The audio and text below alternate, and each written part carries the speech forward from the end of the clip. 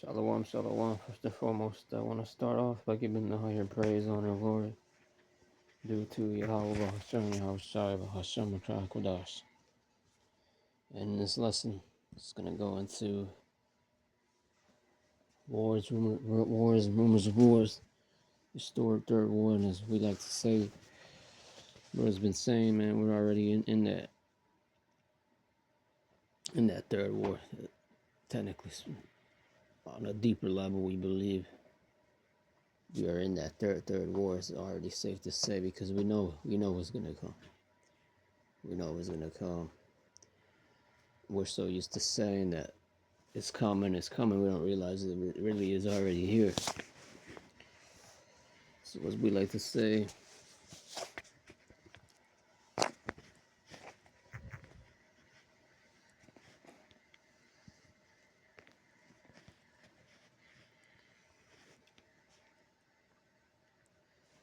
we get this all the time, but I might as well, since we're speaking on it. So much is going on, and just looking at the news right now,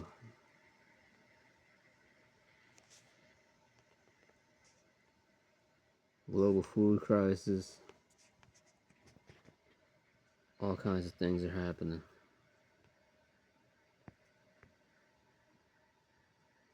But this is Revelation 11 and 14, and it reads,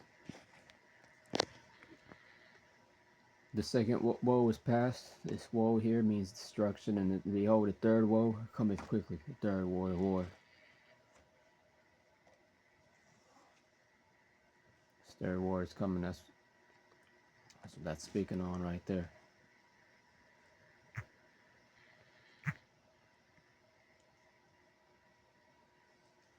And I took this screenshot last week.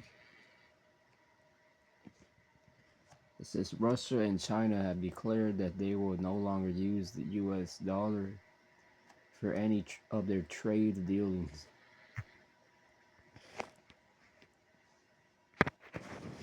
Now I'm gonna do this. Right here you have I'm gonna just read this article here as well. You got North Korea as well in line with that. North Korea again tests cluster munitions in a launch observed by Kim and his daughter. There you go North Korea. The destructiveness of cluster munitions has been highlighted in the ongoing Iran war, with Israel accusing Iran of using such weapons to challenge the country's stretched air defenses. God.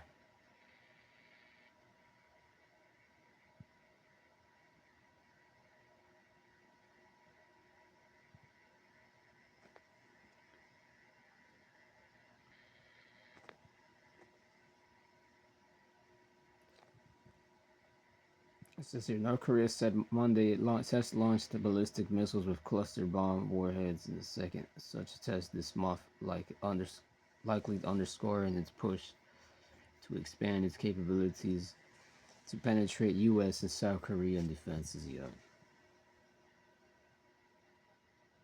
The report by the North Korea official central news agency appeared to refer to the multiple ballistic missile launches. God.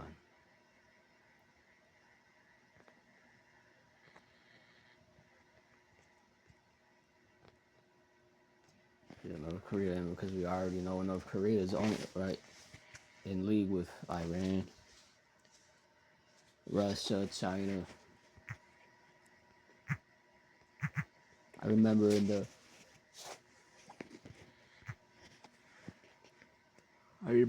that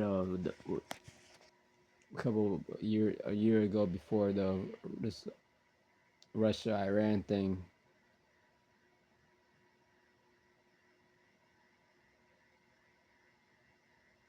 I remember North Korea was sending or buying drones from, or they think Russia was using North Korean made drones or something. Well, North Korea already also sent troops to Russia to help Russia.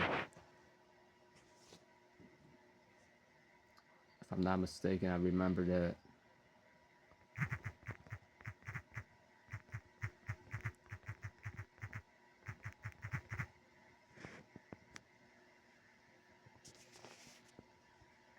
So I'm gonna ask Perplexity here: has North Korea helped Russia? Yes, North Korea has been helping Russia in the war against Ukraine by supplying large quantities of artillery shells and other weapons, sending troops and workers, and supporting reconstruction efforts in Russia's Kursk region. In return, Russia has reportedly provided North Korea with food, energy, cash, and military technology that helped Pyongyang's own programs.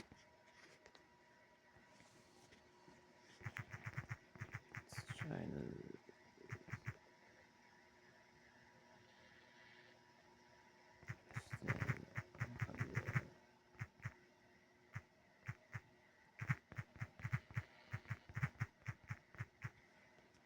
I'll ask, what's China's stand on the U.S. Israel-Iran war? It says China's public stance is mostly neutral on paper, pro de-escalation in practice. Beijing calls for a ceasefire, urges talks, and says shipping and energy flows in the Gulf should be protected. At the same time, China has sharply criticized the U.S. and Israeli military actions. There you go, right there. It says it all right there. As destabilizing and has pushed back on sanctions and blockade measures affecting Iran. There you go. That shows you right there who they're with. It's funny how they don't really how they always try to hide how China feels because over here in the U.S. and in the news, for the most part, it's not really spoken on of like that. But as well as this article, once again, Russia and China have declared that they will no longer use the U.S. dollar for any of their true dealings. So there you go. You got North Korea helping Russia, sending them troops, artillery, shells, workers, and doctors in that war over there. You got them testing cluster munitions twice in a month, preparing for war. I wonder what that's for. You have China already as well. They're already testing the waters with that island over there, Taiwan.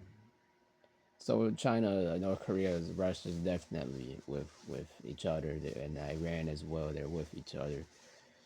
They've always been with each other, really. Especially now more than ever. If they've been with each other in the past, they're with each other now. And America's looking weak. It's making America look very weak, which is what the scripture said. What happened with this devil in America right now? Oh, Trump is making still making some pretty stupid decisions, and it's all by design. On top of it, it's what these elites also want. Designed it like this. They designed it like this. If this was really just, if he was really in power, like running shit, this shit probably would have ended already.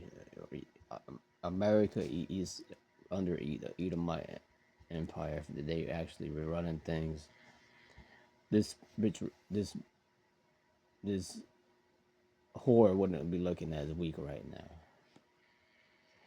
It's really Esau. These elites are running things. That their elites are running this kingdom. Hence why this is why America looks this stupid. Jeremiah 49, and if you understand what I'm saying, like, then you would know what I mean. This is Jeremiah 49, and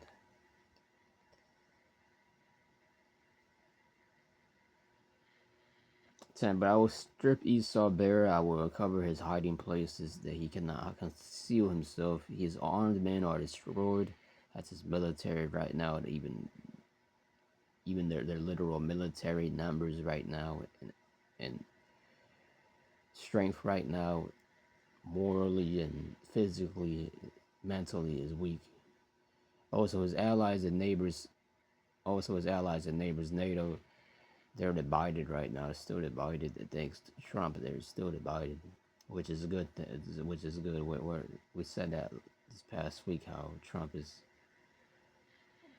making some good decisions now. So there is no one to say, leave your fatherless children, I will keep them alive. Your widows too can depend on me. Yeah, America has no allies right about now. Revelation 17:16's already been fulfilling right now. They're looking weak. The military's looking weak. China's already blamed the U.S. for this war with Iran and blamed Israel as well for it.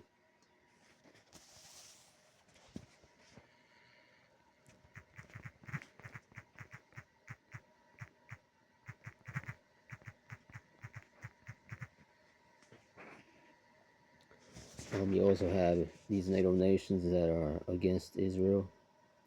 This is not uniform. I asked perplexity here. Are NATO nations pro-Israel? No, uniformly NATO is an alliance, as an alliance has generally been pro-Israel security in the sense of supporting Israel's right to self-defense and maintaining cooperation with Israel. But NATO members are divided on Israeli policy and the Gaza war. Yeah, exactly. They're not.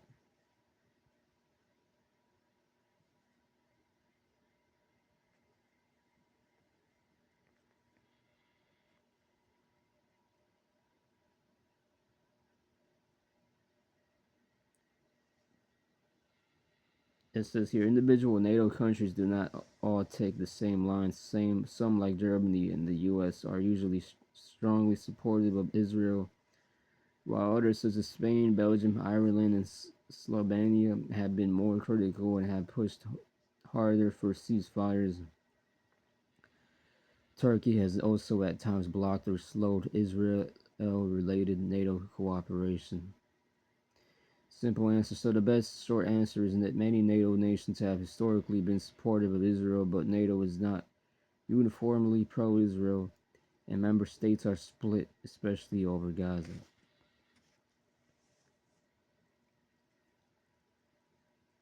And I was gonna ask as well here, yeah, that's what I was gonna ask.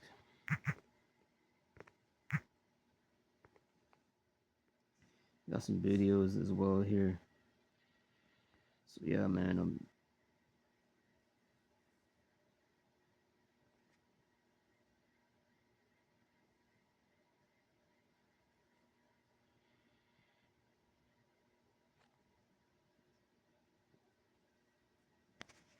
so yeah, man, I just want to end this bitch and shut this bitch down.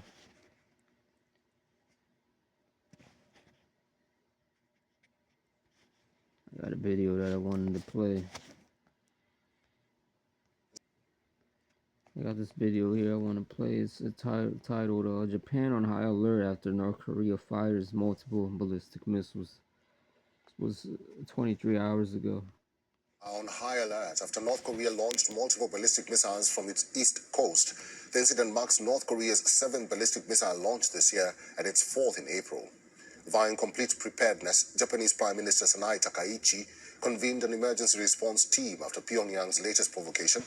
She confirmed that the missiles fell outside Japan's exclusive economic zone. The Japanese Prime Minister said that her country, along with the US and South Korea, are closely coordinating to analyze information.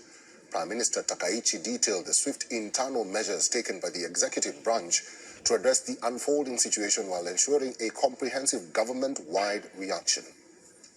Including the repeated ballistic missile launches, North Korea's series of actions threatened the peace and security of Japan, the region, and the international community. Furthermore, such ballistic missile launches violate relevant UN Security Council resolutions and constitute a serious issue concerning the safety of our people. Regarding this latest launch, Japan has lodged a strong protest and condemned North Korea through diplomatic channels at the embassy in Beijing. As for South Korea, its military said the missiles were fired near the city of Sinpo on North Korea's east coast at around 6:10 a.m. local time. South Korea's presidential office said it held an emergency security meeting after North Korea's latest provocation. The launches come as China and the U.S. prepare for a summit in mid-May where Trump and Xi Jinping are expected to discuss North Korea. International Atomic Energy Agency Chief Rafael Grossi says that North Korea has made very serious advances in its abilities to turn out nuclear weapons with the probable addition of a new uranium enrichment facility. Kim Jong-un said late March that Pyongyang's status as a nuclear-armed state is irreversible and expanding a self-defensive nuclear deterrent was essential to national security. Notably, such missile tests by North Korea violate United Nations Security Council resolution. Nuclear-armed state is irreversible and Pyongyang. I'm gonna look up what Pyongyang is. Yeah.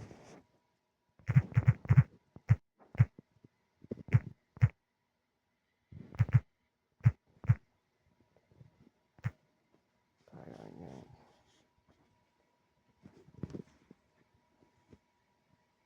This is the capital. Pyongyang is the capital of North Korea.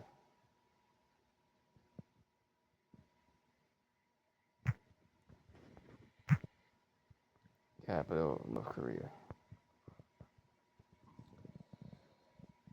So North Korea shot missiles, man, and into the waters of the eastern coast.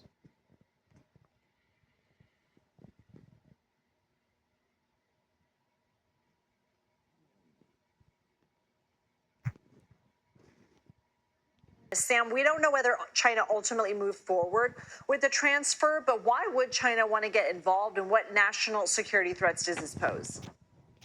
Well, Lindsay, it is unsurprising that China considered this potential transfer. For context, China is Iran's largest trading partner. There have been previous reports that Iran, ever since this conflict began and well before that, transferred the Iranian regime missiles, other forms of weapons, as well as critical technology to advanced Iranian goals on the battlefield. In this conflict, China's goal, perhaps before things spun out of control vis-a-vis the Strait of Hormuz and global energy markets took a tailspin, was to provide Iran with capabilities to more effectively counter the United States. However, now with oil prices as well as other commodities prices skyrocketing, China does have an interest in tamping down the conflict. And I do think that's why China reportedly did play a role in encouraging Iran to accept the deal that was announced last weekend or a few days ago for a temporary ceasefire such that longer negotiations could unfold. There are a lot of unknowns regarding this deal, but President Trump says Tehran has agreed to everything. Of course, leaders in Iran are already disputing that. So how are we to understand what's happening behind the scenes? Well, in my experience, these negotiations don't happen in public. Both sides are going to be sticking to maximalist positions and trading behind the scenes various asks, carrots, and sticks. So President Trump has indicated that the U.S. has gotten everything on its wish list. It is unlikely that that will be entirely true. The U.S. will have to yield some ground to Iran because, to be candid, Iran does have some leverage right now. They have some leverage because of their effective closure of the Strait of Hormuz. Exactly. That's the leverage, and that's really all they need to keep doing. U.S. is just really already fucked. They already are fucked.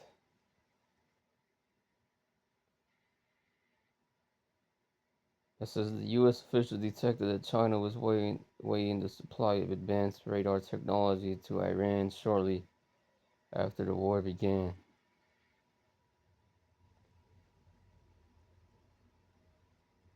It says, while China previously aimed to help Iran counter U.S. influence, the resulting instability in energy markets and rising commodity prices have incentivized China to help de-escalate the conflict.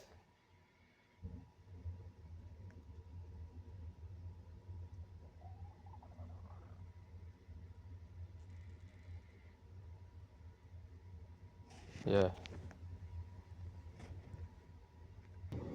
So the speculation is that now that things seem to have come to a bit of a lull, the PRC may be in a position to sort of push forward in terms of trying to broker a more lasting peace. So the risks of failure may be a little bit lower, and the opportunities for success may be a bit higher. In essence, though, the four-point plan presented by Beijing offers little more than a call for respecting sovereignty and maintaining order. How is China balancing its friendship with Tehran with its broader strategic interests in the Middle East and beyond? So you're absolutely right that the four-point plan is long on principle and short on details. Now, these are general principles that basically anyone can theoretically get on board on. So in that sense, Beijing continues to play it very safe. It has lots of things on the table, both in the Middle East and more broadly. So in the Middle East, the PRC imports maybe about 20% of its oil and gas from the Middle East, about 12 or so percent from Iran. So clearly it's important, especially for the short term. At the same time, Beijing has a pretty tough relationship with the U.S. It wants to, get its trade and tariff negotiations done, but it also doesn't want to escalate unnecessarily. So that's also looking forward to the upcoming visit by President Trump to the PRC. So Beijing is trying to, handle these different kinds of relationships. On top of that, it is a long-standing supporter of the regime in Tehran. We've talked about the supply of weapons. That's not new. It's something that has happened before. And Beijing is one of the few countries that continue to buy oil and gas from Iran despite the sanctions, right? That's why. Exactly, and China's already partnered with Russia to no longer use the U.S. dollar. I'm gonna ask Perplexity here about more about that.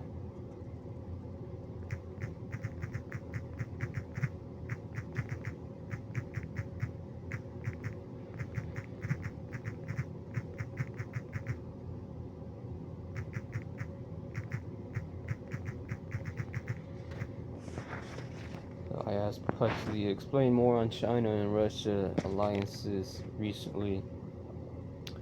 China and Russia are closer than a normal partnership, but not a formal military alliance. Recently, they deepened coordination in trade, diplomacy, military exercises, and opposition to U.S.-led influence, while still avoiding an actual treaty that would force them to defend each other.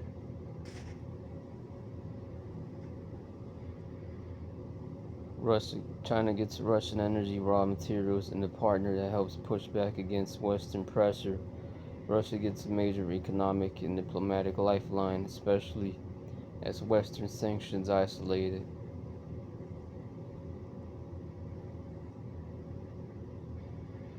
So the recent trend is clear. The China and Russia relationship has become deeper, more coordinated, and more openly anti-Western. But it is still a partnership of convenience rather than a true alliance. Yeah, so that explains everything, really.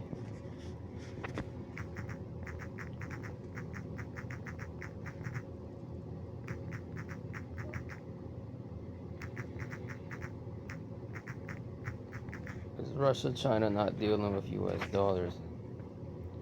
Just to confirm and double check that, Perplexity here saying yes, mostly, but not completely.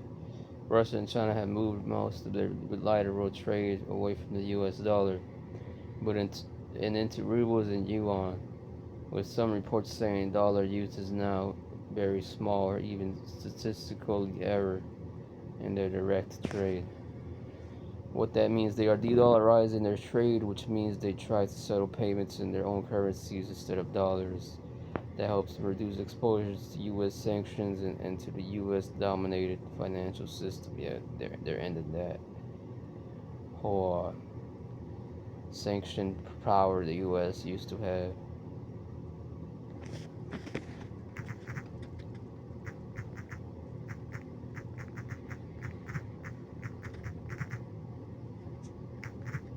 It's powerful.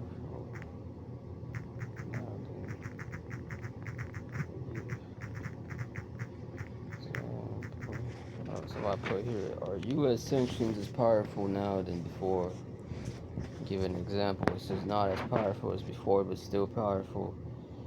Sanctions work best when the U.S. can combine financial pressure with broad international support. In recent cases show they can still hit hard, especially on oil, banking, and access to technology. As a good example is Russia after the 2022 invasion of Ukraine. U.S.-led sanctions were unusually broad and coordinated, but Russia still adapted by routing trade, using non-dollar payments, and leaning more on China and other buyers. So yeah, man, that says it all right there.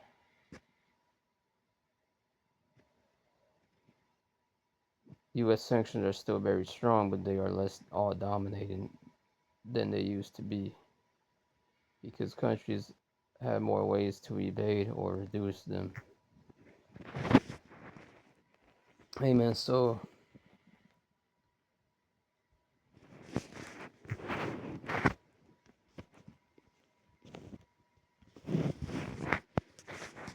yeah, man, Nahum.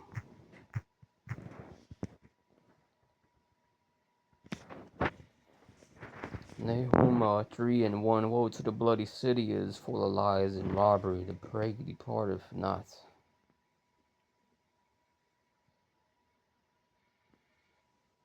5. Behold, I am against thee, says the Lord Yahweh, and I will discover thy skirts upon thy face, and I will show the nations thy nakedness, and the kingdoms thy shame, thy nakedness, right there, meaning their weakness.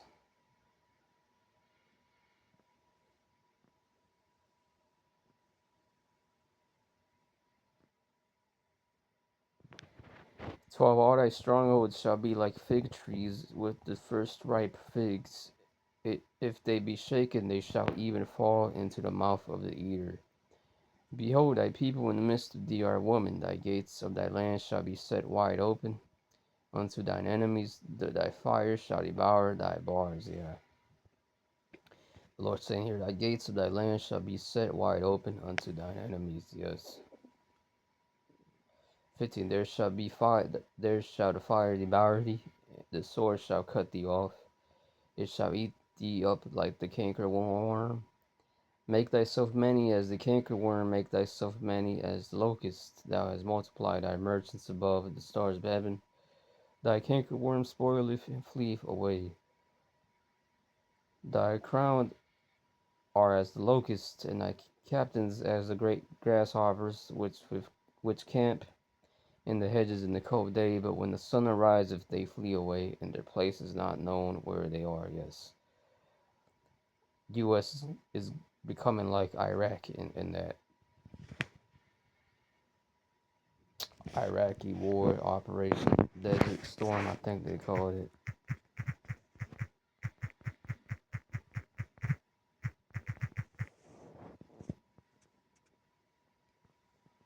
Yeah.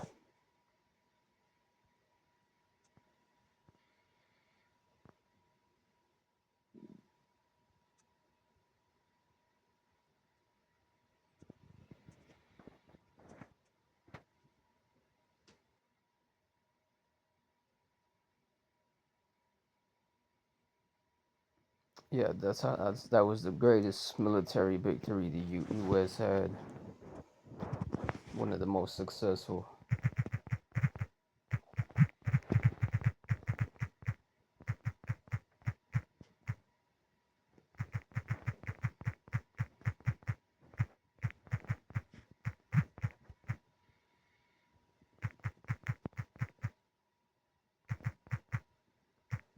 So I'm Googling here, what is one of the most successful, fastest military operations the U.S. has?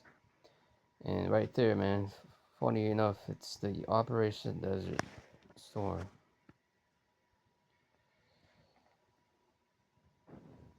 After a 6-week air campaign, the ground war to liberate Kuwait lasted only 100 hours.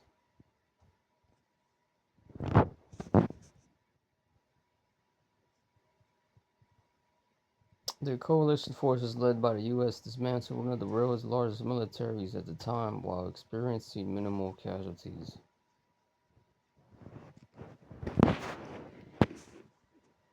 So I'm gonna Google this.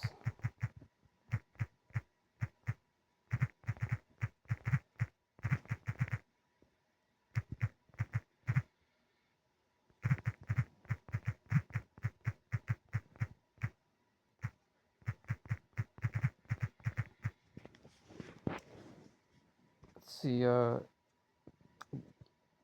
just to confirm it, did Iraq have one of the world's largest military at the one time? It says yes, at the start of the 1991 on Gulf War. That's the Operation Desert Storm. Iraq possessed the fourth largest army in the world. After Saddam Hussein's leadership, Iraq had rapidly expanded its military. Under Saddam Hussein, yeah. Following the 8-year war with Iran, reaching the peak of approximately 900,000 to 1 million active duty troops by the summer of 1990. And the Desert Storm happened in 1991. That was one of their most successful and fastest military operations.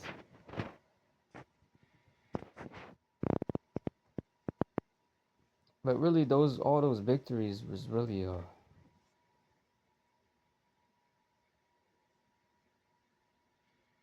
nothing.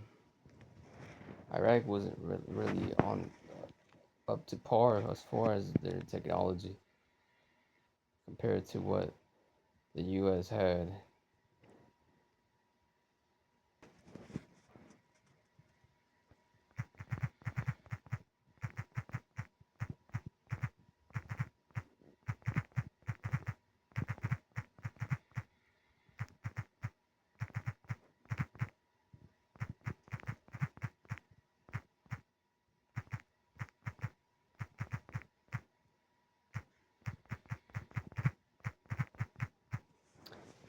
How many soldiers did it take the U.S. to defeat Iraq in Operation Desert Storm? It says the U.S. deployed approximately 697,000 troops to the Persian Gulf region to defeat Iraq during the Gulf War. These American forces led a broader international coalition of nearly 1 million service personnel from 32 to 35 nations.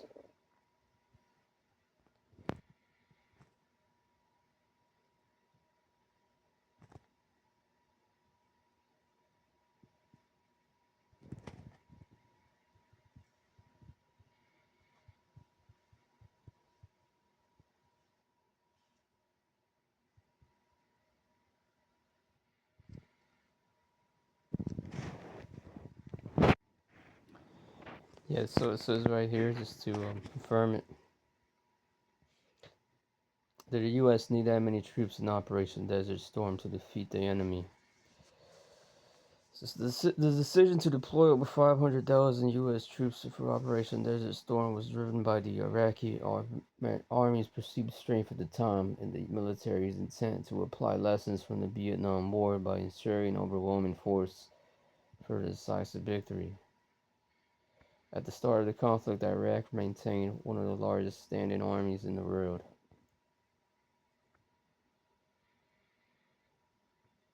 And officer corps battle hardened from the Iran-Iraq War.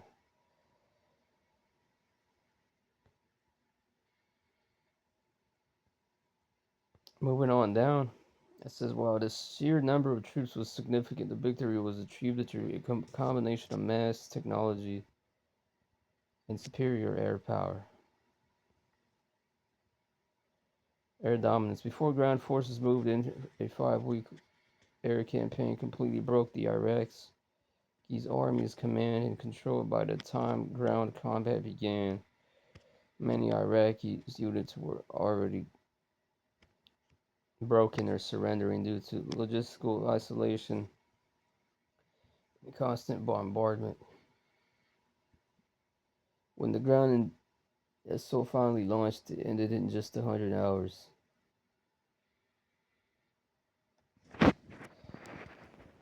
Yes, so the way they won this war is the way the U.S. is going to defeat America because of due to its pride and arrogance.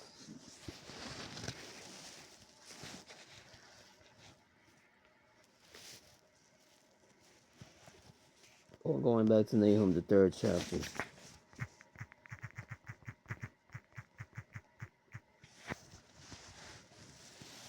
Nahum, the 3rd 3 is a declaration of judgment against Nineveh, the capital of Assyria, portraying it as a bloody city doomed for destruction due to its extreme cruelty, sorceries, and oppression of other nations. Yeah, and that's what the U.S. did with Iraq there. That's what it did with these other nations. Gaddafi,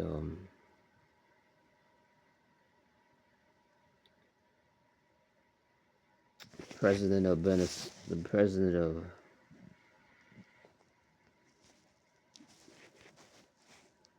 I said it right here.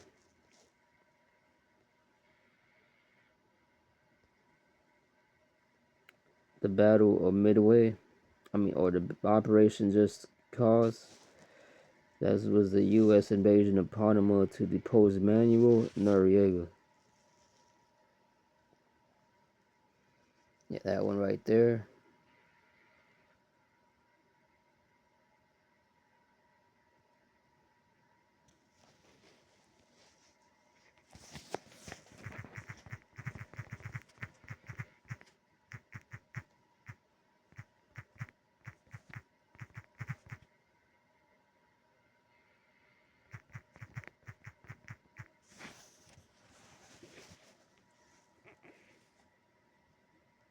Yeah, the most significant strategic wins in war as far as U.S. though, here it says in its U.S. history include World War II, the American Revolution, the American Civil War, and the Mexican-American War. The Mexican-American War, American Revolution, 1775 to 1783, established U.S. independence from Great Britain, while the U.S. had significant support from France, Spain, and the Netherlands. In 1781 was the decisive victory that led to peace negotiations. Mexican-American War, 1846 to 1848, often cited as the only major war won by the U.S.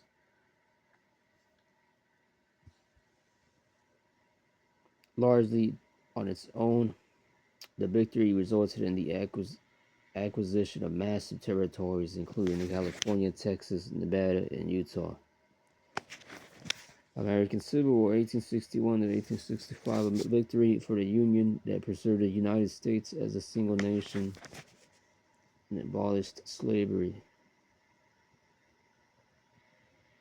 Yeah, because slavery never ended. Okay, still got racism. So that whole abolished slavery, they'll use that to say, oh, that was all water under the bridge now. And we're patriots, we're patriotic. And then you have World War II, you have the Persian Gulf War, 1990 to 1991. A decisive coalition victory that successfully expelled Iraqi forces from Kuwait. And that one was really nothing. Really, that really wasn't impressive. So really, man, America hasn't had a great victory like that since World War II, really. And that's weak. While it hasn't gotten any major victory, its enemies, hasn't been paying attention to all these years he's been spending. you haven't been paying attention to Russia or China, and to making sure you stopping Russia and China from building up in the future, so they wouldn't be able to uh, come back and whip your ass.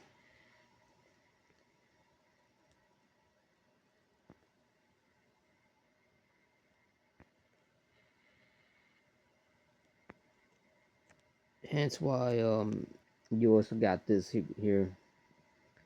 This article says from Innovation on brother got this Instagram from Innovation, and it says here the Pentagon has asked Ford and GM to start making weapons for the first time since World War II. Yeah, this place hasn't gotten that much victory or preeminence since that war. Their achievements in World War II, really, militarily wise, all that, all that, all of that, man.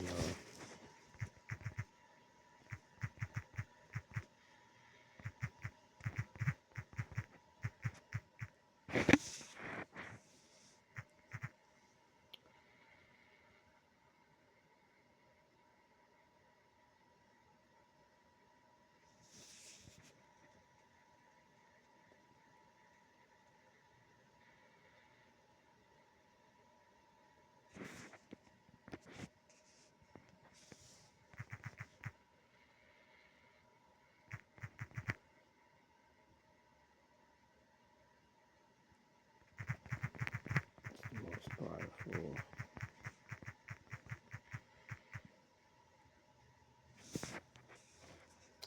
This is back in that time in World War One. Germany's army was the most powerful. It's widely regarded as the most effective and powerful land force in World War One, noted for superior training, leadership, and tactics, while Germany excelled in operational doctrine. The British Army became a formidable force by 1918, and the Allies possessed greater overall resources, ultimately overcoming the Central Powers.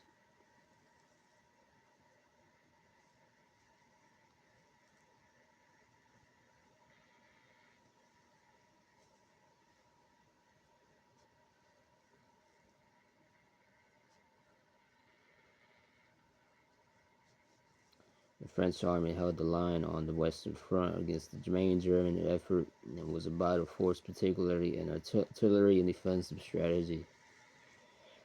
The Russian army, largest size, mobilized the largest number of troops, over 12 million, but suffered from significant logistical and training deficiencies.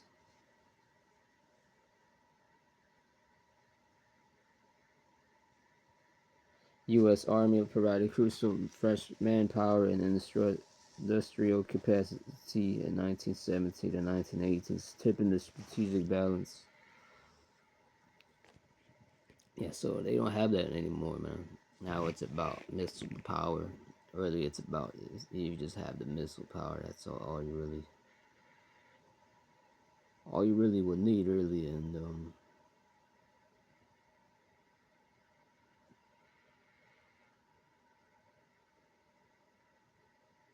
and yeah, man, the U.S. is looking weak right now. They're looking very weak. They're just.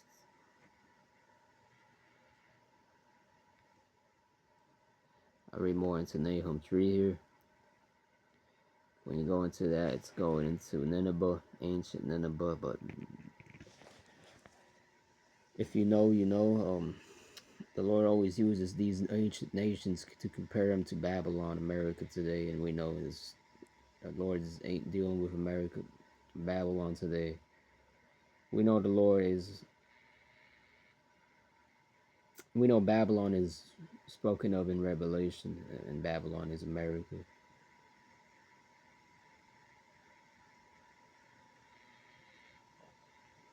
So, I mean, if you don't know the scriptures, if you don't understand that, you're not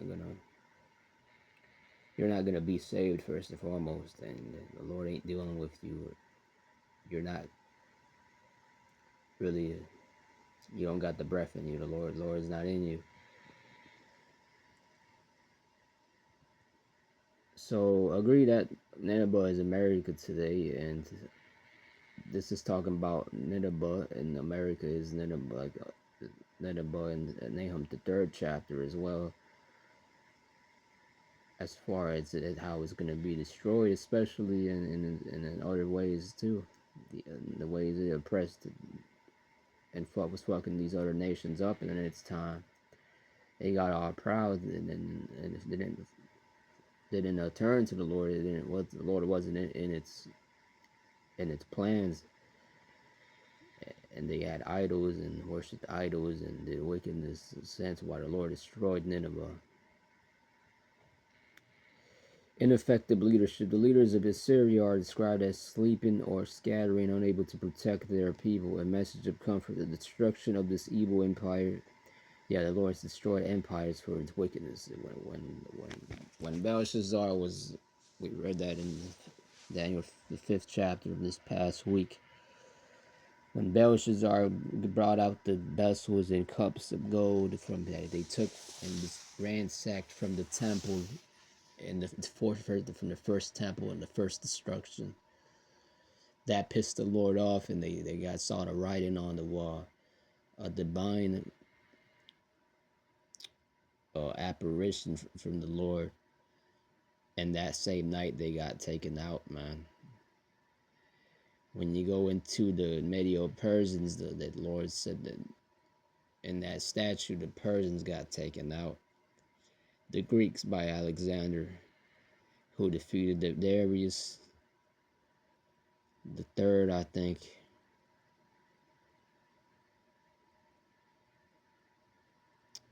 And the Greeks came into power, and because the Medio Persians, they didn't have the Lord. And when you go into the scriptures, the Lord destroyed us, the Israelites, his own nation, that it was his because they disobeyed him. And these nations were ruling over the Israelites. You got the Greeks; they were the next and on that statue, following after the Medio Persians, the silver chest. You had the Greeks, the thighs that were the silver. When you go into those metals, the gold is the most precious, representing how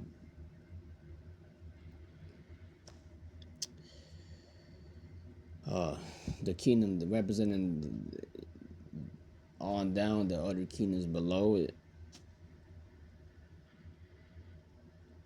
You had the head of gold, which is Babylon, right? The head of gold, which is Babylon. The gold representing the more precious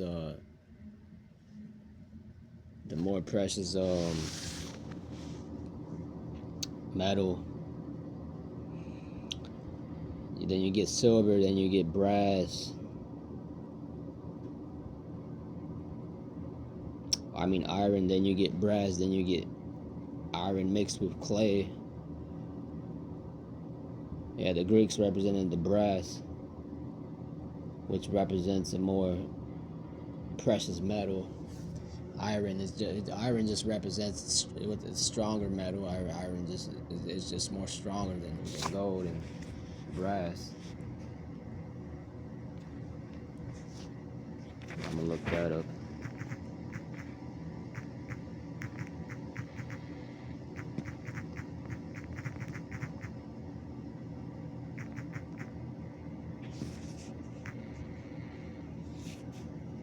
Yeah, when you go into brass, it's not as stronger.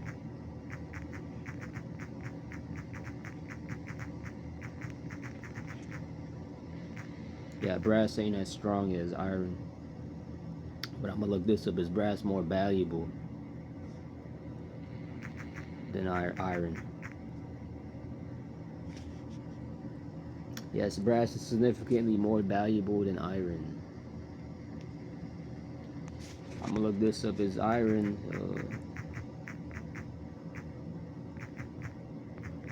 stronger than gold? So there's a reason for why that Lord made the statue the way he made it, designing it in a way to where you get the head, and then you get the chest, and then you get the thighs, then you get the legs, then you get the feet. The feet representing the most insignificant part of the body, really, because the head is the brain, and if you break your fucking brain, there's no point in your legs working, or thighs, arms working anymore. So representing how Nebuchadnezzar was really the beginning of that of the heathen rulership. And then as you go, because it makes sense, because as you go in time, there's a time limit, and then as the time closes in on you of you being in your prime and in your rulership, it represents less value. Less time is less value. As they say, time is of the essence. Time is valuable. Representing the last kingdom we're in is the iron mixed with clay. And that's partly strong, partly weak. And so I asked this, iron stronger than gold? It says yes, iron is significantly stronger than gold in terms of structural strength, hardness, and durability.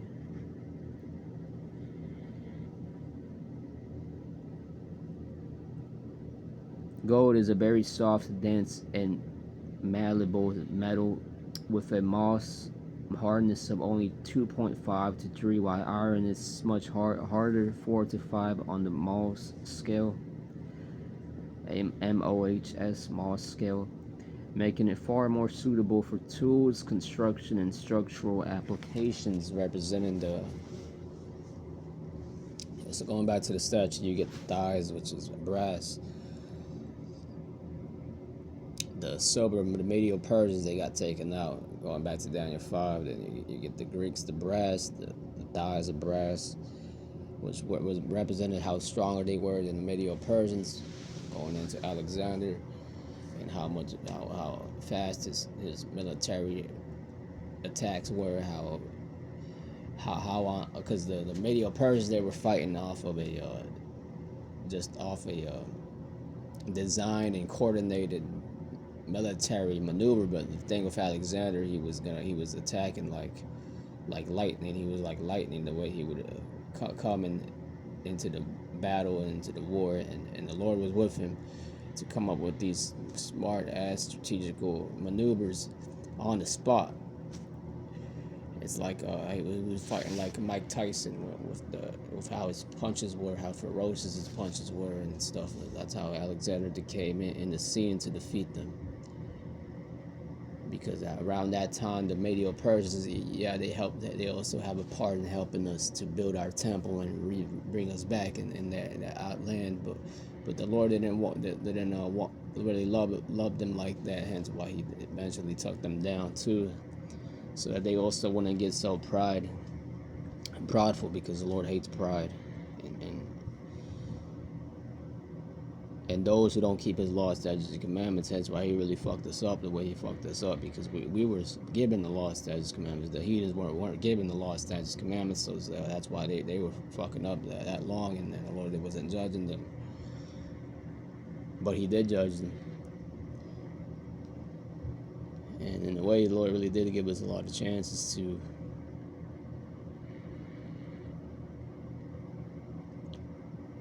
make amends with Him and not get destroyed. But it was the Lord's will. And so you go on down to the next piece of the statue, that was the legs of iron, the Greeks.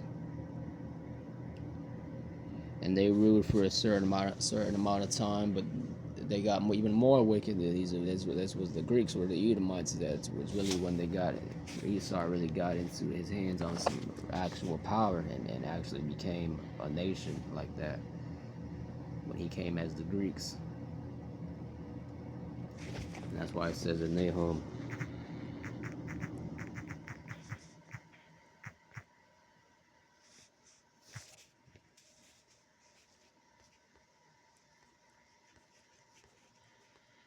Nahum 3, right? Verse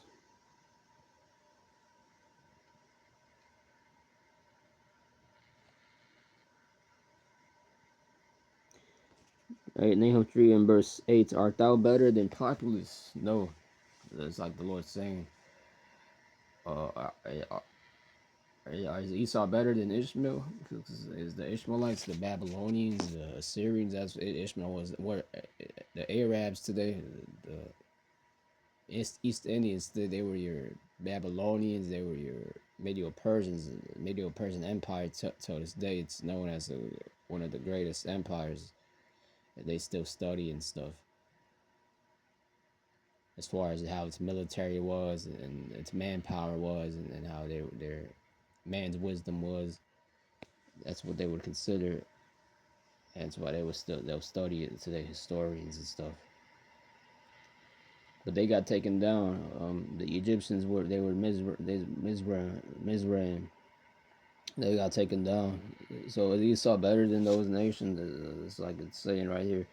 Are they better than populace? No, they're that was suited among the rivers that had the waters round about it, whose rampart was the sea, and her wall was from the sea. Ethiopia and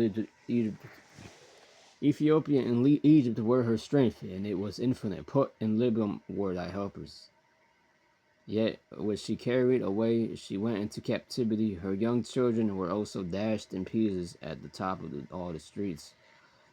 Just like ancient Egypt, all its children were killed. Spirit created vengeance set on them, and they cast lots for her honorable men, and all her great men were bound in chains. God. Yeah, because they didn't have the Yahweh shot, hence why their children got killed and taken out.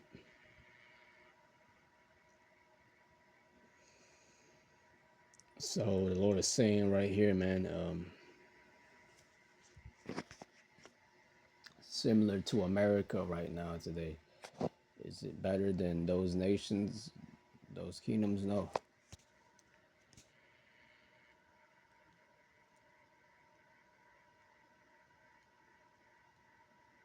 So that's why it's good to understand, man, why that statue in Daniel 2, because that same statue is prevalent today, man, and directs you, points you back to America today, man.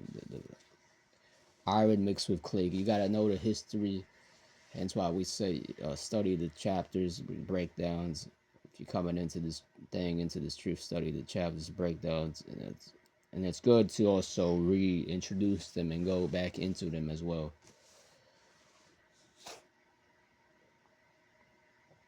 Because we can forget as well.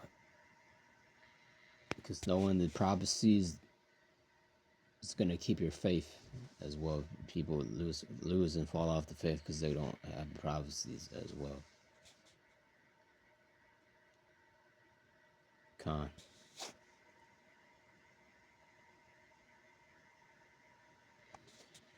And then especially the Greeks, then they got taken down by the Romans. The Romans came up, and then during the Roman Empire, they slowly fell away. Romans represented the iron, because iron is one of the strongest metals, stronger than all those metals mentioned in Daniel. That statue, those other pieces of the statue, the gold, the brass, iron. I mean, the gold, the brass, the silver.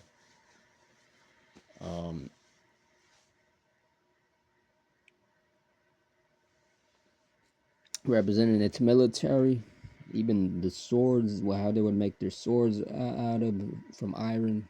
The Romans really were. The Greeks were using them too, but the Romans, they made that really their main weapon was a sword of iron, made of iron. At that point, the Romans completely stopped making the swords out of any other metal, and it just represented their fighting style. The way they would fight was to kill. They found more ways of how to kill and how to attack what spot to kill and the enemy, the other army. instead of just going out there and just to fighting. I mean, every time you go out there, you're gonna obviously you're gonna want to know how to kill them, how to hit them. But the Romans they designed their military in a way to where that's all they focused on was how I'm gonna use this, do it like that with the shields. That may design them this way, and formations to make them this way, more updated, up to date. And all they would do was train and had the best military equipment, technology of that time to kill the other armies and take their territory or land. Hence why they were known as the Iron.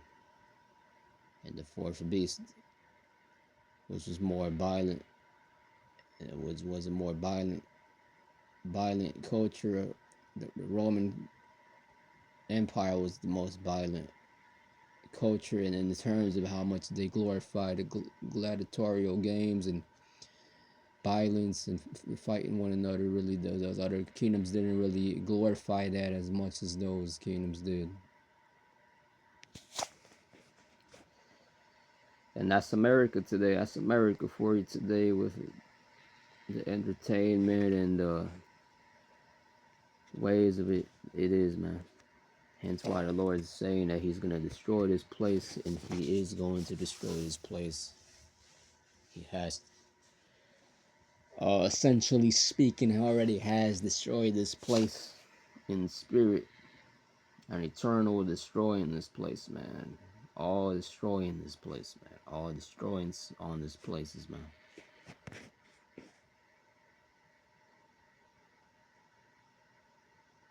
All precepts, eternal hourglasses.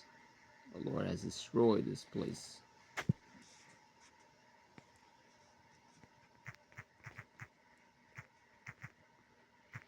Dose, Revelation 12 is dose. Revelation 12, 9, here is dose. The 9, this great dragon was hurled down, the ancient serpent called the devil or Satan, who leads the whole world astray. That's by America and its ways, has led the whole world astray. He is hurled to the earth, and his angels with him.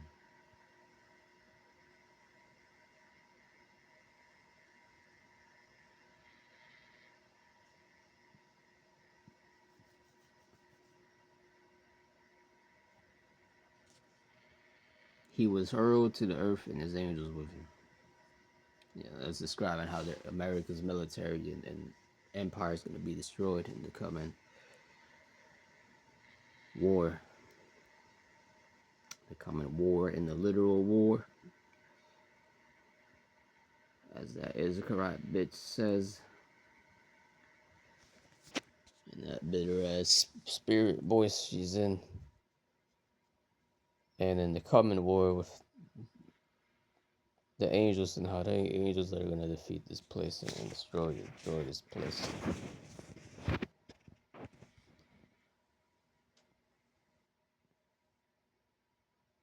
So therefore rejoice, you heavens, and you that dwell therein, dwell in them, I mean.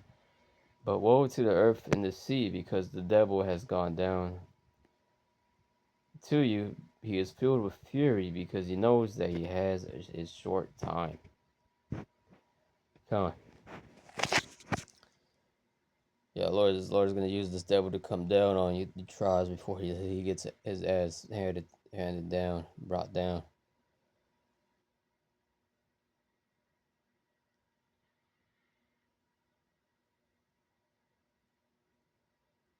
Yeah, for all that witchcraft and wickedness and pride that comes with this place, and you Israelites, you Israelite woman, you Israelite man. And ultimately, because we just need deliverance, man. We are far from perfect, and we need the Lord Yahushua to come and even deliver us, man. We will call upon his name every day. Every day we call upon his name, the name Yahushua, every day, man. Every day, man, we call upon Yahushua. 'Cause we know what this end of this place is. We know who we are. We know our future. We know our past, our present, and our future, as they say. And you gotta know the future. You gotta know where you, as the saying goes, man. I pray a brother brings that quote up against your spirit, because that was a heavy quote. As quote, you better, you gotta know your past to know you. And we know our past, and we know our enemies' past and present, future. Esau, we know you were in the past. You were the Romans. You're that statue. You're that statue of clay. You're the feet of that statue Nebuchadnezzar had, that was a clay and mixed with clay and iron. We know you're our enemy today. If you don't know that, you will be destroyed. You will be destroyed. You will be eliminated. You will be killed.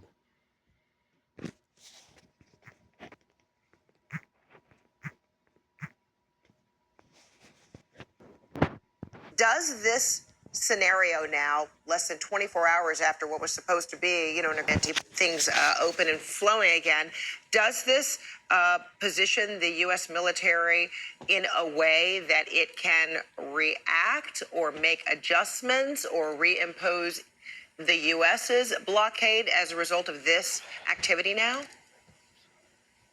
Well, Federica, I think what we're seeing is what we would expect here with another round of negotiations about to happen. Both sides trying to use the leverage that they have. And for the Iranians, of course, it's them saying they have control of the Straits of Hormuz. And so what's happened is they first said that all ships could flow, and we saw about 30 ships then take advantage of that and move out of the Gulf. And some of them were tankers and some of them were container ships. And one cruise ship actually went through. And then when they saw that the U.S. didn't then remove their blockade of Iranian ports, they said, now it's closed again. And so, and that's when you saw this attack that you just described on these two ships. So I don't see, and the U.S. has been very clear that they're not going to stop the blockade on the Iranian ports, regardless of what the Iranians do. And I think that now, both sides have the leverages, and they're posturing with those leverages. The U.S. that, hey, if, we can always go back to strikes, and we have a blockade, and the Iranians saying, we control the Straits of Hormuz, and, and we still have, uranium here. Okay. I want to also now turn to that uranium. Sides have the leverages. So they said, I don't see, and the U.S. has been very clear that they're not going to stop the blockade on the Iranian ports, regardless of what the Iranians do. And I think that now, both sides have the leverages, and they're posturing with those leverages. The U.S. that, hey, if, we can always go back to strikes, and we have a blockade, and the Iranians saying, we control the Straits of Hormuz, and, and we still have, uranium here. Okay. I want to also now turn to that uranium stockpile idea, and the president, saying that one way or another, the U.S. will secure Iran's highly enriched uranium stockpile. I mean, what he calls, I'm quoting him now, uranium dust. So let's listen to what the president said exactly about that. When you say that Iran has agreed to turn over their nuclear dust, Yeah. what does that mean? Are they destroying their nuclear material? No. They're turning it over. Can you walk us through what that process looks like, sir? We're taking it. Very simple. We're taking it. Yeah. With Iran. We're going in with Iran. Does that mean U.S. We're boots on the taking ground? it. We will have it. I don't call it boots on the ground. We'll take it after the agreement is signed. Hard to hear for some. He says we're taking it. So, what would this mean? How would the U.S. go about obtaining the uranium? Iranians have said it's in rubble, and other remnants may be in storage facilities, but again, under rubble. So how would the U.S. go about trying to retrieve it? Right. So what you have is 440 kilograms of 60% enriched uranium. And the importance of that is that it doesn't take much time back in a centrifuge again to get that up to what you need to make weapons. General Gibson, first to you, what are the challenges to reopening the Strait of Hormuz, and what are you watching for to indicate that it's actually returning to normal flow through the strait? Certainly, that's a terrific question. I think, some of the concerns right now would be potentially a tighter, narrower area through which the ships can come because of those Iranian mines. There's also maybe a demand to not only impose the blockade that we've put on Iran, which is probably part of what's bringing them to the negotiating. Let's put summarized video about this video here. It says the video features a roundtable of retired U.S. military generals and admirals analyzing the 7th week of the ongoing war between the United States and Iran. The experts discussed the strategic implications of the Strait of Hormuz blockade, the status of Iran's nuclear program, and the recently announced ceasefire between Israel and Lebanon.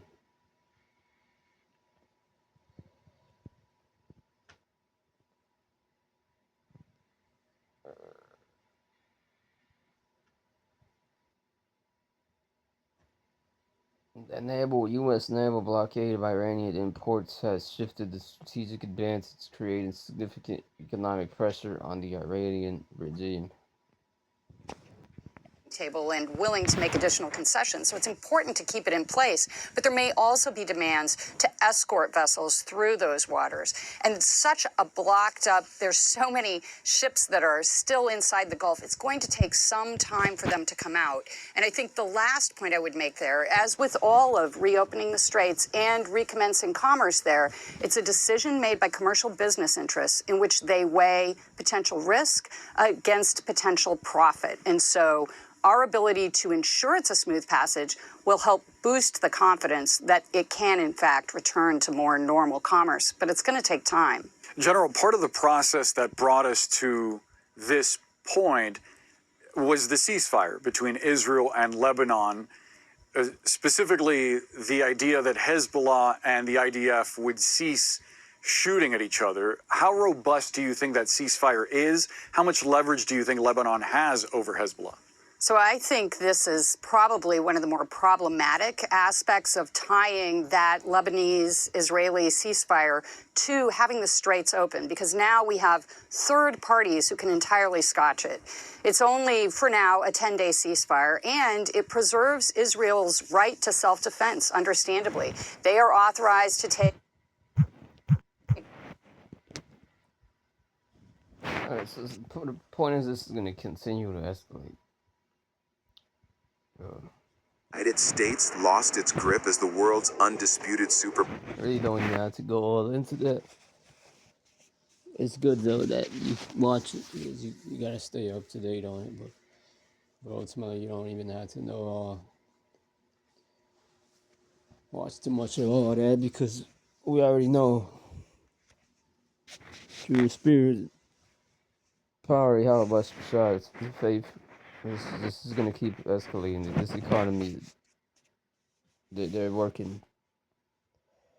I just saying, just speculating your spirit that this year they're going to focus more on really raising prices in this economy on you people, and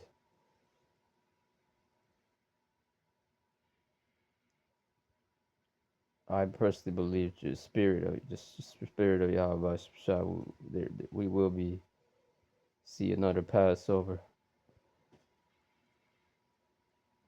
and we may see another one after that.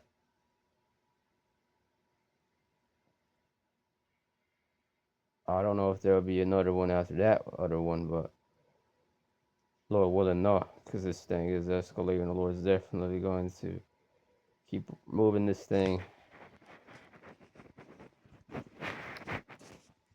Make sure that the missiles get shot up over here, and we get delivered. Power. That's the claim, coming straight from Moscow, aiming straight at Washington, D.C.'s global image.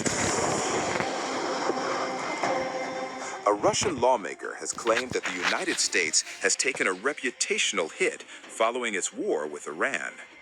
Alexei Pushkov, the chairperson of the Information Policy Committee at the Federation Council, upper house of the Russian parliament, in an interview with TASS, claimed that Iran was certainly causing significant damage to the international reputation of the United States as a superpower. Pushkov said, and I quote, "Iran is certainly causing significant damage to the international reputation of the United States as a superpower by its ability to strike U.S. military bases, block the Strait of Hormuz, and strike U.S. allies in the region. That is, through its very intense resistance. This is truly critical for Washington." He said right here, this guy said, Iran can defeat the United States in the sense that it will not allow the U.S. to achieve the goal it has set for itself in the war. And so, in this political sense, the concept of Iran's victory over the U.S. can be considered. The image of the United States is sliding into the abyss. Earlier, Russia and China vetoed a UN Security Council resolution aimed at reopening the Strait of Hormuz that had been repeatedly watered down in hopes those two countries would abstain. The Russian Federation voted against a draft resolution that was presented by Bahrain, Jordan, Qatar, Kuwait, the United Arab Emirates, and Saudi Arabia. This particular resolution addressed the critical situation in the Strait of Hormuz and its surrounding waters. The position of a country regarding the current crisis in the Middle East is principled, consistent, and objective in nature. We condemn the aggression of the United States and Israel against Iran. We respectfully uphold the sovereignty and territorial integrity of all nations in the region, both the Islamic Republic of Iran and with full consideration for the legitimate rights of each side. It's reforms, including the reprocessing of highly enriched uranium into fuel-grade uranium, and the subsequent transfer of a specific quantity for secure storage in Russia. Everything that would be considered acceptable to Iran without, and I must reiterate this point, violating its fundamental and inalienable right, just as it is the right of any other sovereign nation, the right to enrich. Alright, I'm going to just summarize it in simple terms. In a nutshell here, it says reputational damages. Alexei Pushkov, I don't know who that is. Oh, a prominent Russian lawmaker argues that the U.S. is losing its grip on power due to its involvement in the conflict.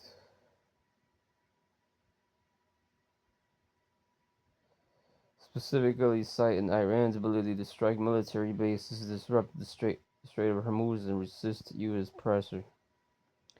In international tensions, China and Russia have vetoed a UN Security Council resolution intended to reopen the Strait of Hormuz, with Russia explicitly condemning U.S. and Israeli actions. Moscow has proposed a plan to help resolve the issue of enriched uranium, suggesting the reprocessing of highly enriched uranium into fuel-grade material for secure storage in Russia.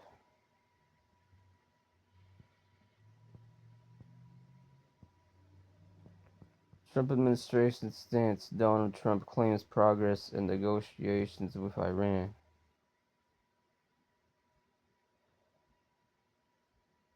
Maintaining that the U.S. blockade has been successful, he emphasized that there would be no tolls in the Strait of Hormuz.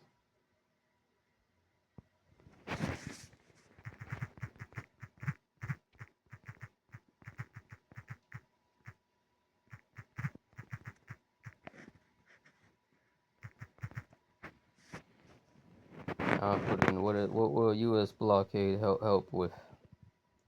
According to the video, the Donald Trump administration describes the U.S. blockade against Iran as a very successful measure. Donald Trump claims that the combination of the blockade and 5 weeks before the blockade was pretty lethal. The video indicates that the blockades be used as leverage during negotiations.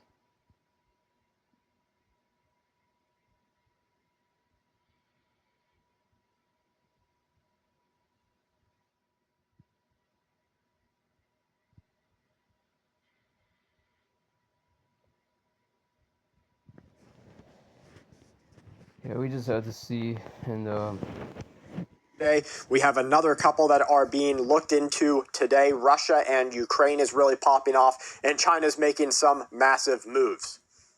Countries that are in the BRICS nations are accelerating their efforts to challenge the dominance of the United States, allies across the USA, to perform potentially terroristic or extremist activities across our nation here on homeland soil. Now, this lines up exactly with a potential terrorist being caught yesterday. We have another couple that are being looked into today. Russia and Ukraine is really popping off, and China's making some massive moves. Countries that are in the BRICS nations are accelerating their efforts to challenge the dominance of the United States dollar, as well as the SWIFT financial institution. They're using the current conflict as a catalyst, and they're striking new agreements with other countries. They're basically telling countries, look, America can't even take on Iran. What do you have to be afraid of?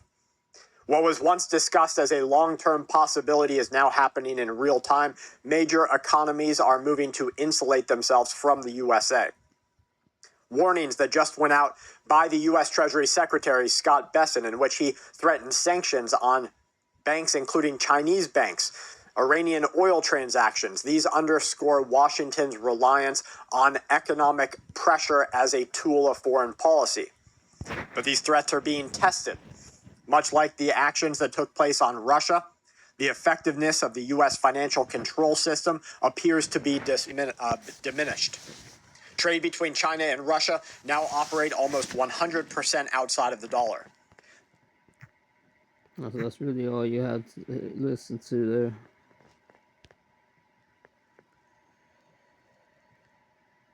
Once again, man, Lord is going to destroy this man, so this is dismantling the American way.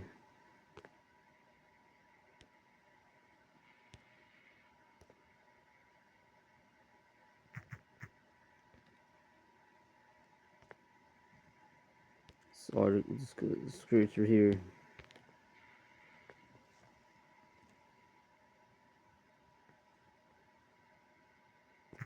Now I'm gonna continue now.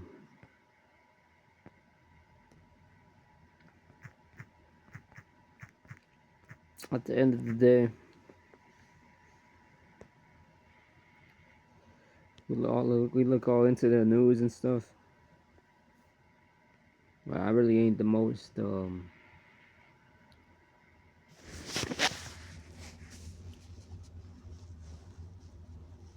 I really ain't the most up to date with things, news at times, but when I do, it's kind of always here and there. So at the end of the day, if you know the privacy, man, you already know what's coming, man, anyway, man.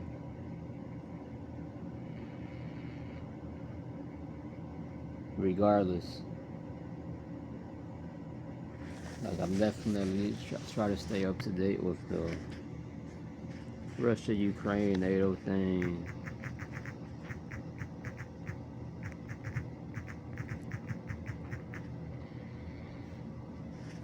As of April 2026, NATO is coordinating over 83% of military assistance to Ukraine. They're taking a more active role in defense coordination, while Russia threatens Baltic NATO members over Ukrainian drone strikes and warns against further escalation. The alliance remains focused on accelerating aid amid a potential new Russian offensive. Yep. Hey, don't forget about Russia. Don't forget about China.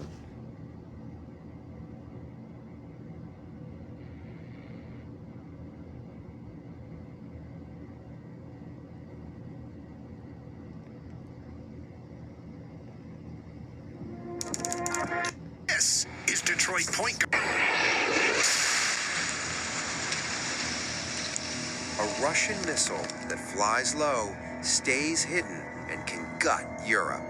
Meet the system that has become NATO's silent nightmare. Russia's Iskander-K cruise missile system. Often overshadowed by its ballistic counterpart, the Iskander-M missile system, used extensively in the war in Ukraine, the Iskander-K is quietly emerging as a far more complex threat for Europe. Because this one doesn't come screaming from the sky, it creeps in, undetected. The Iskander-K fires cruise missiles, such as the 9M728. And there you go. Russia's got that all prepared and stored right there. They're definitely gonna, that's definitely gonna expand the Taiwan, China, North Korea war is definitely gonna expand. I believe that's still gonna get official, become official, another official war where the U.S. is gonna have to go and defend it, send troops there, sends troops there. I definitely think that's gonna happen before the Mark of the Beast, or maybe just after the Mark of the Beast. We'll have to see, but yeah, China, Russia is definitely still gonna get more involved, and it's still definitely gonna escalate, man. Second Edge 16, and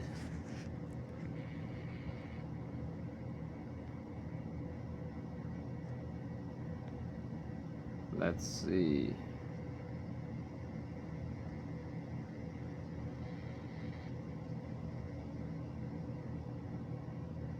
'34 in the wars, right? Because it says right here plural wars. That's gonna be the China, and then it says third war. I think that's literal too. It's gonna be a China, North Korea alliance, Iran, and Russia alliance.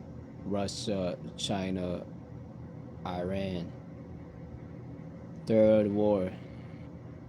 3 enemies against Esau's bitch ass. Yeah. I'll leave that third there is literal as well. And the war shall their bridegrooms be destroyed, and their husbands shall perish of famine. And then that famine's gonna come out. I didn't even this bit. I ain't really focused on that in this video, but you definitely already seeing things rising, and that's part of prophecy too. The Lord bringing that. He's gonna keep bringing that. Nahum 2. And for the chariots, so, and we're started 2. And start at 1. Nahum 2 and 1. He that dashes in pieces is come up before thy face. Keep the munition. I'm gonna get this in the GNC.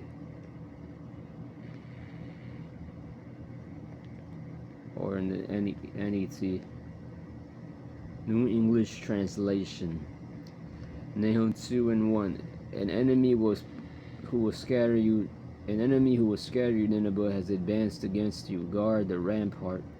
Watch the road. Prepare yourselves for battle. Muster your mighty strength. Yeah, you know, it's talking about America's Nineveh as well, because of this war. It's going to destroy it as well, just like they destroyed Nineveh. And then when you go to the 3rd chapter, it mentions a fire. Nineveh really didn't get destroyed by fire, but we don't know the missiles are described in Revelation 9, 200,000, 200 million. So there's no denying that, unless you're just that blinded. But ultimately, if you're given the faith, then you can't ignore that what the scriptures are saying, or what will happen to America today. You can't ignore what the Lord is going to bring to America today.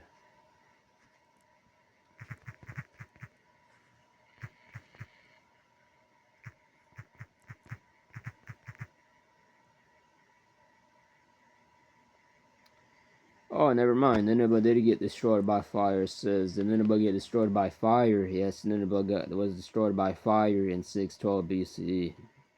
During the city's fall, invading forces from the Medes, Babylonians, and Scythians breached the defenses and set its palaces, temples, and grand halls ablaze.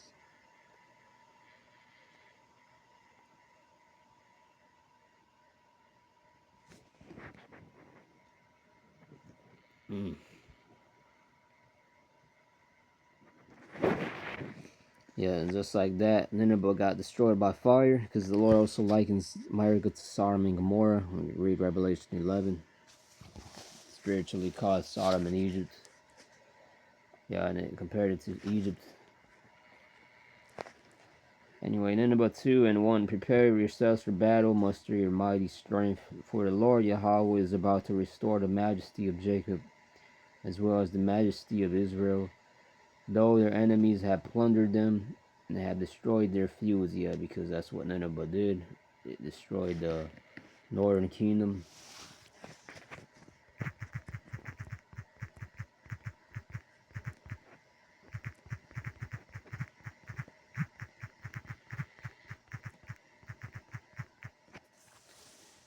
I put what did Nineveh do to the Lord's people Israel? In the book of Nahum, Nineveh, the capital of Assyria Empire, is described as a city that violently oppressed, exiled, and enslaved the people of Israel and Judah. Nahum characterizes Nineveh as the city of blood, exile, and destruction. The Assyrians conquered the northern kingdom of Israel in 722 BC, removing the 10 tribes from the map and exiling its people. They also destroyed 46 walled cities in the southern kingdom of Judah.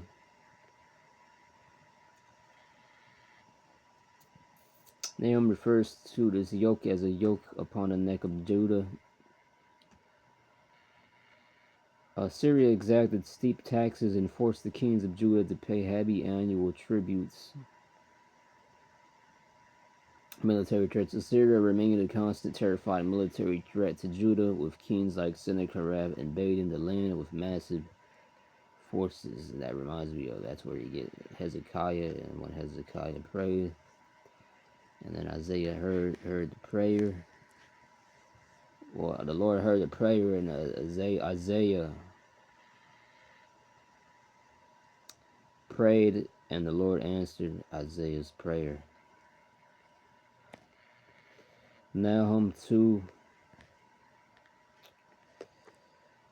So it's a pattern of, if the Lord fucking Israel up because they messed up, and then the nation that destroys is the Lord uses to destroy to teach his people a lesson. Israel, it's not to destroy them, it's to teach them a lesson. And then eventually the Lord rounds it back to where he gets his people to repent through the warnings and the hell, the destructions, and then the Lord turns his back on that nation that's in power currently, holding his people, and then destroys them, and then raises his people up. That's what happened with Babylon. They got destroyed, and after that, the Lord brought his people back, raised them back up by bringing them back to Jerusalem to build it up. The Romans came, and then they destroyed our temple, and the Lord brought us back up through the dark ages, bringing us back into power, back up. That's where the scripture that says we shall reign with Yahushua during the first 1,000 years. That was a 1,000-year period. We reigned with Yahushua. That's why they built churches in the name Yahushua. They had the icons, and that's what that goes into whenever it says we shall reign with Yahushua. Because the Christians ended up becoming the super religion, and that's how they built their empires through that Bible, through the book. That's why you got something called the Holy Wars. Nahum 2 and 2 for the, and then the second 1,000 years is about to come as well, where it's eternal now and we're never going to be destroyed. Nahum 2 and 2, for the Lord Yahweh is about to restore the majesty of Jacob as well as the majesty of Israel, though their enemies have plundered them and have destroyed their fields. The verse 3, the subheading says before it, prophetic vision of the fall of Nineveh. The shields of his warriors are dyed red, the mighty soldiers are dressed in scarlet garments, the chariots are in flesh and metal fittings, On the day of battle, the soldiers brandished their spears, the chariots raced madly through the streets, they rushed back and forth in the broad plazas. They looked like lightning bolts, they dashed here and there like flashes of lightning. The commander orders his officers, they stumbled as they advanced, they rushed to the city wall and they set up the covered siege tower. The sluice gates are open, the royal palaces is deluged and dissolves. Nineveh is taken into exile and is led away. Her slave girls moan like doves while they beat their breasts. Nineveh was like a pool of water throughout her days, but now her people are running away. She cries out, stop, stop, and that's how people are right now, even that's how it's looking right now for America, even with these people crying for Babylon. Oh, stop this Trump, stop him, man. This guy we put in office, he needs to stop. I hate this guy. And then they were crying for Babylon in America. Please, please, bring it back to the old. Bring it back to the old post 2020 COVID times. Verse 8, Nineveh was like a pool. Well, fuck those COVID times, man. Wake the fuck up, bro. You're in a peasant mind state, man. That's a peasant mind state, man. You Jakes have, man.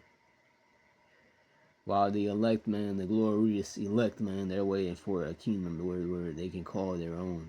Lord Yahweh says, the kingdom we can call it our home, we can call it our own. But we aren't put to shame, man. Here we're put to shame. You Jakes love being put to shame, man. Verse 7, Nineveh is taken into exile and is led away. Her slave girls moan like doves while they beat their breasts. Nineveh was like a pool of water throughout her days, but now her people are running away. She cries out, stop, stop, but no one turns back. Her conquerors cry out, plunder the silver, plunder the gold, there is no end of the treasure. Riches of every kind of precious thing, destruction, devastation, and desolations. Hearts faint, knees tremble, every stomach churns, all their faces have turned pale. And that's how it's going to be for you Americans today, man. The armies of Moab, Russia, Gog, Magog, and all their bands, they're going to be, if you love your puts, are going to come over here and terrorize you Americans, man. I remember this woman had shared her dream of, she looked up and she saw Russian troops, China troops coming down here. They saw them parachuting down here. Bombs, there was a nuclear bomb, and then the bomb stopped. And then she was able to get out of the basement floor covering. And she didn't know where her husband was. All this stuff is the Lord's going to bring, man. People have been having dreams. It's no coincidence we're saying that Russia, China's going to come. We're linking into the scriptures. We're pointing you back to who Esau is. Esau is destined to destruction. We're bringing it out and explaining it. And people are having these dreams that confirm Esau going down. They're having dreams of black men ruling over these white people, having them in chains. They're having dreams of, which they're not white, they're red, but they're having dreams of those Edomites in that position. They're having dreams of Russia, China, Iranian troops coming in here, flying above America in a war state, man. Nineveh was like, let's see, 10, destruction, devastation, and desolation, hearts faint, knees tremble, every stomach churns. It says 11 on, because the Lord used Nebuchadnezzar to destroy Nineveh.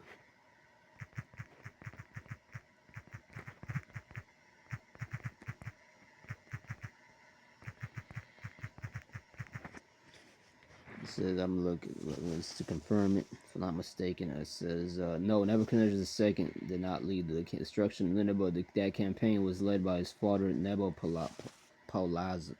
Alright.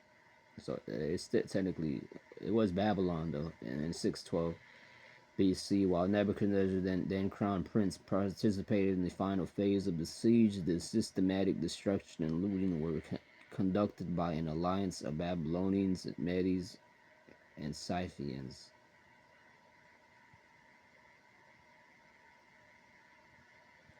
Level is level equalizer.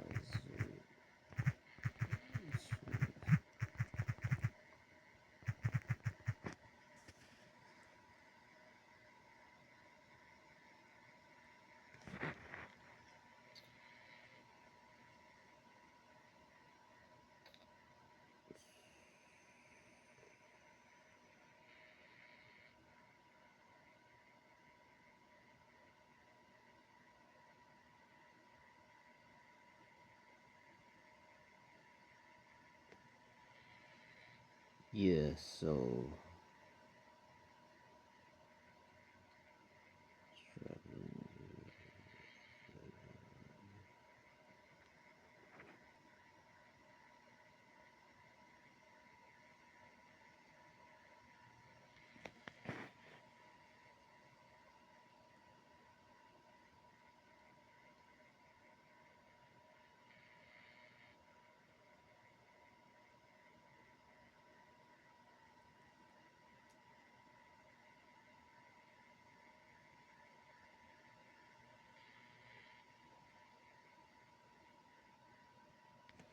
alright.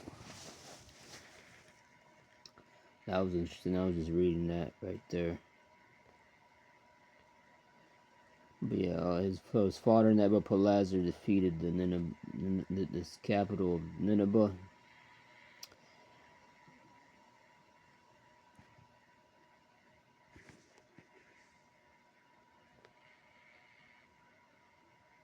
Where now is the den of the lions and the feeding place of the young lions, where the lion and the lioness and the lion cub once prowled, and no one was disturbed them. The lion tore apart as much prey as his cubs needed, and strangled prey for his lioness. He filled his lairs with prey, and his dens with torn flesh.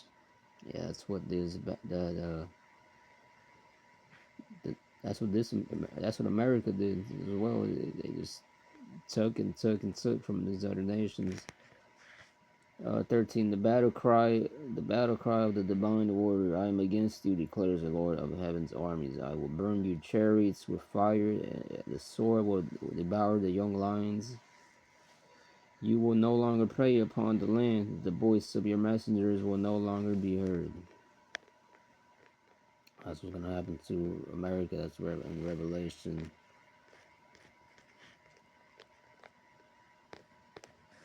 That's in Revelation 20. And Revelation 19 and 18. This is Nahum 3. Just get the point on down.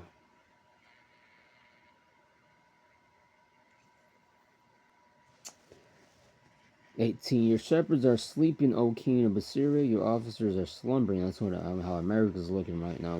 Because these elites have sent out the orders to not let America rule as power. Their plan is to really have Russia or China come up next after this war, and then after that they're gonna bring in this new dystopian order that they want to bring. But that's not gonna be the case. Hence why they designed it so that throughout these years America wasn't focusing on their military strength. Common sense would tell you they would have been preparing for that, but the reason they haven't been preparing for that is because these elites they rule your presidents, and they can't just let these presidents. They don't make their own decisions, and yeah, they're gonna kill that because America comes with that whole freedom and stuff. They're trying to get rid of that, man. But the good thing is, though, they're not gonna come up next. They're not gonna see that happen to come to pass. Yahushua is gonna come, and that's gonna be the end of this. So it says in 18. Your people are scattered like sheep on the mountains, and there is no one to regather them. Your destruction is like an incurable wound. Your demise is like a fatal injury. All who hear what has happened to you will clap their hands for joy, for no one has escaped your endless cruelty. That's what America did to all the nations around about it.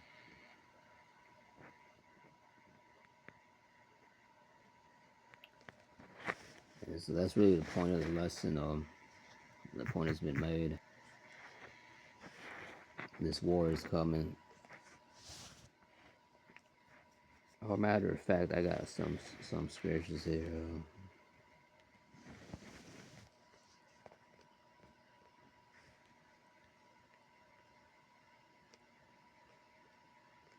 Micah 1 and on down to verse 12. The people of Marath anxiously wait for relief, because the Lord has brought disaster close to Jerusalem. You that live in Lachish, hitch the horses and the chariots. You imitated the sins of Israel, and so caused Jerusalem to sin. And now, people of Judah, say goodbye to the town of Moresheth.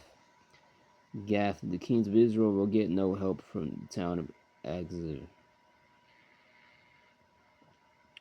People of Marishah, the Lord will hand you over to an enemy who is going to capture your town. The leaders of Israel will go and hide in the cave of Adullam. People of Judah, cut off your hair in mourning for the children you love, and make yourselves as bald as vultures, because your children will be taken away from you into exile. Amos 5 and 2. Virgin Israel has fallen, never to rise again. She lies abandoned on the ground, and no one helps her up. The sovereign Lord says, a city in Israel sends out 1,000 soldiers, but only 100 return. Another city sends out 100, but only 10 come back. He brings destruction on the mighty and their strongholds. And this is what the Lord is going to bring. Destruction, as well as to judge his people. Amos 3 and 6. Does the war trumpet sound in a city without making the people afraid? Does disaster strike a city unless the Lord sends it? Yeah, the Lord is sending this third war, closer and closer to America, to judge his people and to judge the nations. Amos 2 and 13. And now I will crush you to the ground, and you will groan like a cart loaded with grain. Not even fast runners will escape. Strong men will lose their strength, and soldiers will not be able to save their own lives. Archers will not stand their ground. Fast runners will not get away, and men on horses will not escape with their lives. 16. On that day, even the bravest soldiers will drop their weapons and run. The Lord has spoken.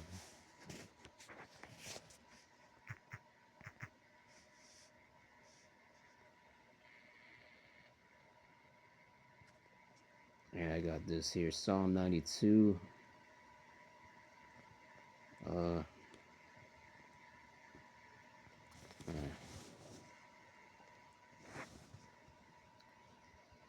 Isaiah 31 and 2. Yet he also is wise and will bring evil, and will not call back his words, but will arise against the house of the evildoers. The house of evildoers is 2/3 of our people, and then the other heathens doing evil, and against the help of them that work iniquity.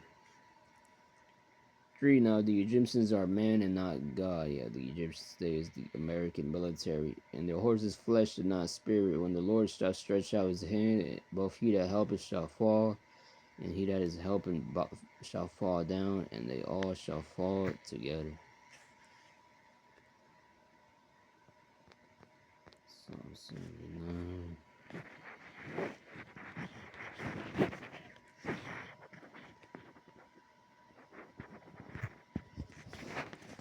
Okay.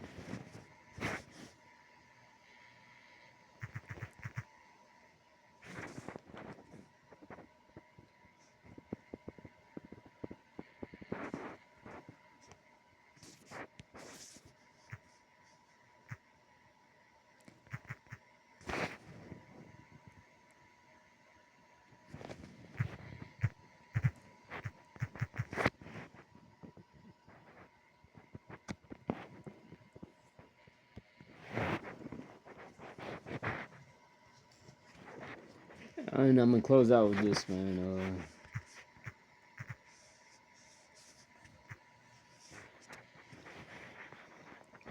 I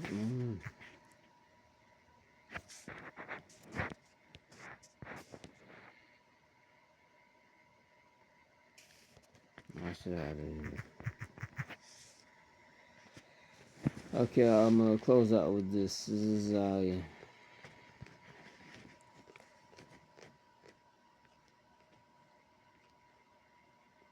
Isaiah 3 and 8. Jerusalem is falling down. It's gonna be our people here today, America, or Jerusalem today is America, because most of our people are here in America. That's not a literal land. That's a people before a place. The towns of Judah are in trouble. The Lord that those towns today is here in America, wherever Jakes are. The Lord hates the things that their people say and the things that they do. You know, the ways of our people. They have fallen for this devil's serpent's venom. They have turned against the Lord and they insult him. Their proud faces show that they are guilty. Their sins are as bad as the sins of Sodom's people, and they do not try to hide it. It will be very bad for them. They have caused great trouble for themselves, and that's why this third war is going to happen. That's why China, Russia, and people are getting visions, dreams of these people. Just some people are just feel something that's coming, and it is coming.